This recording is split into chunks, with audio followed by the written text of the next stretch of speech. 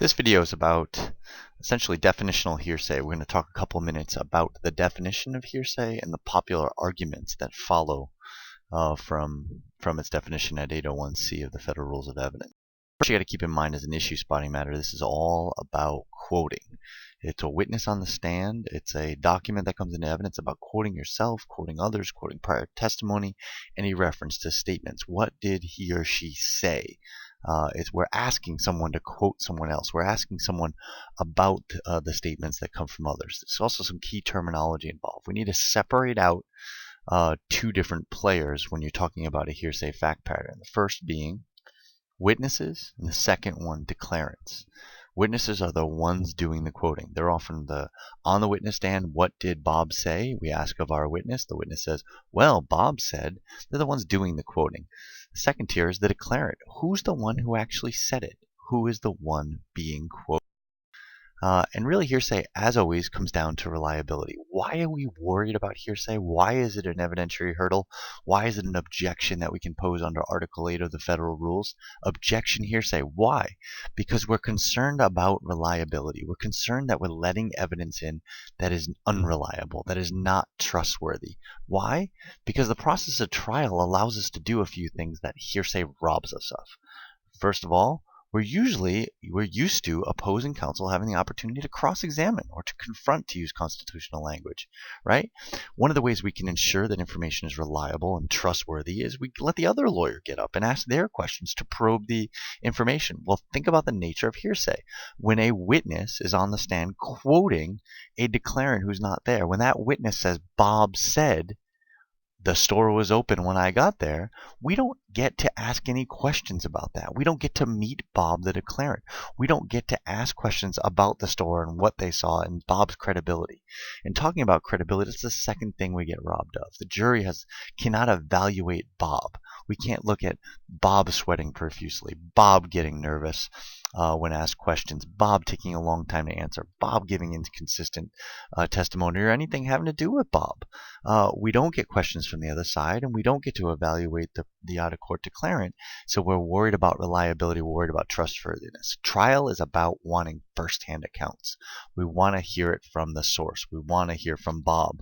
We don't want a witness relaying what's supposed to be said.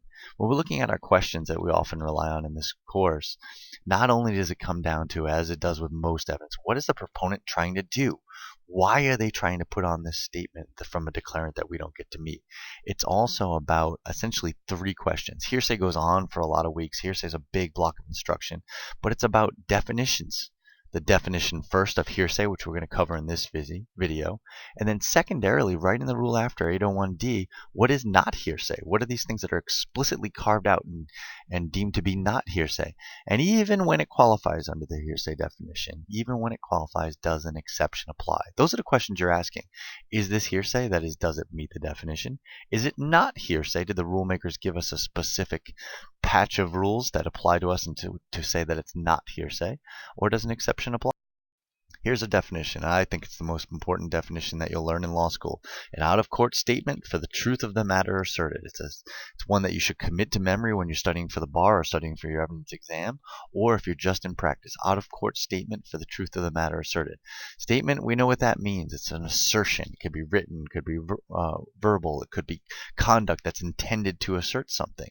We're going to require that it's going to be by a human, so stay away from machines that make automatic conveyances of information that are not assertions. Be wary of dogs and other animals. They don't make assertions.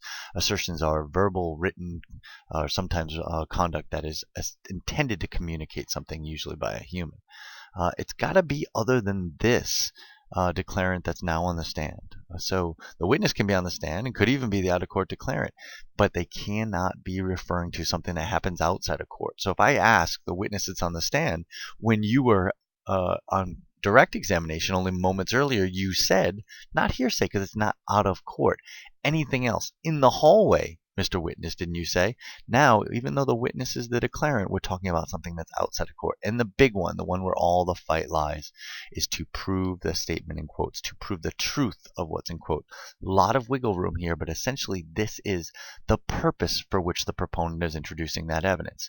So if I'm the objecting party, if I'm the opponent, if I'm the one standing in trial and saying objection hearsay, I'm going to make sure that my objection essentially fits these 1, 2, 3. This is out of court. This is a statement. And you know what? The proponent is trying to do this for the truth, wants to prove those words in quote. So I'm going to make sure I do. And think about it. There's this relational analysis that we've talked about through relevance, what the proponent is trying to do connected to something that matters. Well, what are they trying to prove? If they're trying to prove the truth of this statement, if they're trying to prove what's in quotes, then we can't have it. That's not what it's supposed to be for. It's for the proponent of this evidence to tell us they're doing it for some other purpose or that some exception applies. But for our purpose, as the objecting party, as the opponent, we're saying what they're trying to do is prove exactly what's in this quote. Exactly what Bob said is what they're trying to trial. And it sort of goes like this. The opponent over on the right of this screen says objection hearsay. That's it. Invokes the rule, invokes all of Article 8. The shifts back. And essentially, think about it. This is an out-of-court statement offered for the truth of the matter asserted, and it should be excluded. When I say objection hearsay, that's exactly what I mean, whether the judge cares to ask it out. I am invoking the definition in 801. When it slips back to her, she's got a number of options. She's got a number of options even under just the definition. It has 3 parts, so, Your Honor, this is not hearsay. Start out by saying it is not what the opponent claims that it is. And then maybe it's not a statement. Maybe it's not conduct that stands for an assertion. Maybe it's not an assertion at all. Maybe it's a question or a command. Maybe it's not out of court. Maybe it's something that we're referring to that happened in court. But most popularly, the fight is going to be on number 3. It's not offered for truth of the matter asserted. Your Honor, I'm the proponent. I know why I'm offering it. I'm not offering it to prove the truth of what's ever in quotes. I'm offering it for some other purpose. So I think if you're going to say it's not hearsay, it's not offered for truth of the matter asserted, the third part of the definition, you better follow it up with instead, we are offering it, I am offering it for as follows.